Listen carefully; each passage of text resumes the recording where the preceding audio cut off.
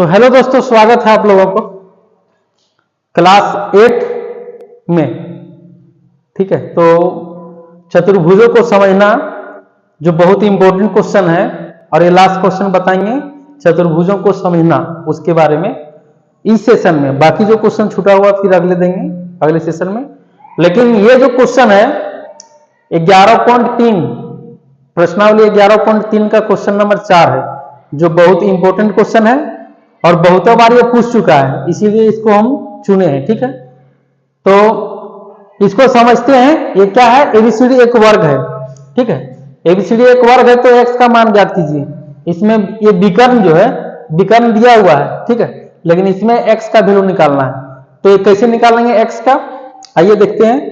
जैसे विकर्ण जो है पहले समझ लेंगे। ठीक है, विकर्ण एसी पहले समझ लेंगे। विकर्ण एसी, एसी बराबर बीडी होगा। अब क्यों होगा एसी बराबर बीडी? ये वर्ग है। ठीक है, स्पष्ट क्वेश्चन में लिखा हुआ है वर्ग है, तो विकर्ण एसी और बीडी का बराबर होगा। ठीक है, और वर्ग में क्या होगा? सारा भुजा बराबर होता है और सभी कोण 90 डिग्री का। लेकिन आयत में भी तो होता है 90 डिग्री का। आयत में 90 डिग्री का होता है, लेकिन उसका सभी भुजा बराबर नहीं होता है। तो वर्ग में सभी भुजा क्या होता है? बराबर होता है, और विकर्ण भी बराबर। तो यहां हम यदि बोल देते हैं अपने से, ठीक है, क्वेश्चन में तो नहीं है, हाँ है, क्वेश्चन में भी है, वो यहां पर दिया हुआ है। ठीक है, इस फिगर में वो दिया हुआ है। तो यहां यह ध्यान देना है कि ये जो है दोनों विकर्ण जो है, दोनों विकर्ण एक दूसरे को बराबर बराबर भागों में कट कर रहा है, मतलब बांट रहा है। हम इसको कह सकते हैं ओडी बराबर ओबी, ये बराबर है। ठीक है, ओसी बराबर ओए, ठीक है, ये बराबर है ओए बराबर ओसी है, और ओबी बराबर ओडी है, ये भी है। ये बराबर है ओए बराबर ओसी और ओबी बराबर ओडी। लेकिन ये भी ध्यान देना है क्योंकि ये वर्ग है। ठीक है, वर्ग है तो दोनों विकर्ण बराबर है, ये दोनों विकर्ण बराबर है। तो ये जो संधिभाजक विकर्ण जो होगा, जो बांट रहा है, ये चारों जो विकर्ण का जो संधिभाजक होगा सारा बराबर होगा।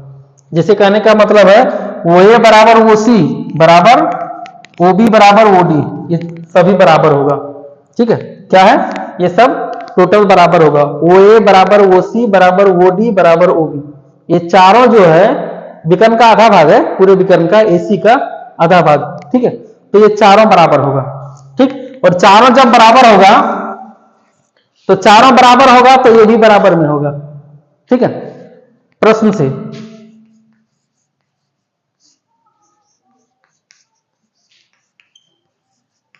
तो ये समझ में आ गया होगा। अब क्यों बराबर लेंगे? सो प्रश्न से ओबी ओसी बराबर विकर्ण, विकर्ण नहीं लिखेंगे इसमें, छोड़ दो। ओसी बराबर ओसी बराबर ओडी है। ठीक, ये है ओसी बराबर ओडी। इसलिए ओसी का मान क्या है? ओसी का x+1, कैपिटल एक्स है, कैपिटल ही लेंगे। x+1 इक्वल टू ओडी का 2x - 3 है। ठीक, इसमें x का ही वैल्यू निकालना, लेकिन इतना समझना जरूरी है। और ये जो क्वेश्चन है बहुतों लोग नहीं बना पाता। ठीक है, इसी कारण जो समझ में नहीं आता, जिसके कारण। अब हम उधर करेंगे, ये जो है मतलब जात को जिसको कहेंगे, समान पद को एक साथ करेंगे। ठीक है, तो यहाँ x है और इधर 2x है, -3 है और +1 है।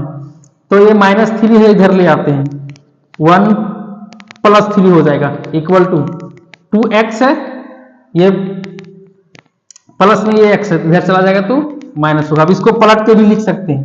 ठीक है, ये 4 हो जाएगा, 4 बराबर 2x में ये चला गया तो x, इसलिए x बराबर 4 होगा।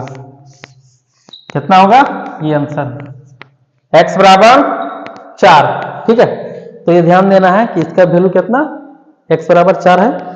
लेकिन ये भी ध्यान देना है कि अगर विकर्ण इधर भी दिया हुआ रहे, यहां भी वैल्यू है, वो ये ओसी, और भी क्वेश्चन है उस टाइप का, तो वो ये और ओसी यदि दिया हुआ है, ये वाला और ये दोनों, तो दोनों भी इक्वल होगा कि नहीं? है कि ये सारा विकर्ण बराबर है।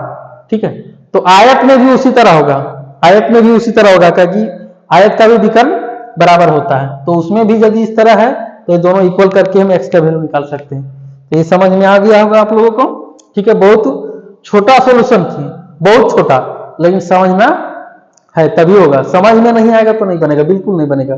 ठीक है, तो ये सारा समझ में आ गया होगा, बहुत इजी है, तो 1 नंबर आराम से आ जाएगा।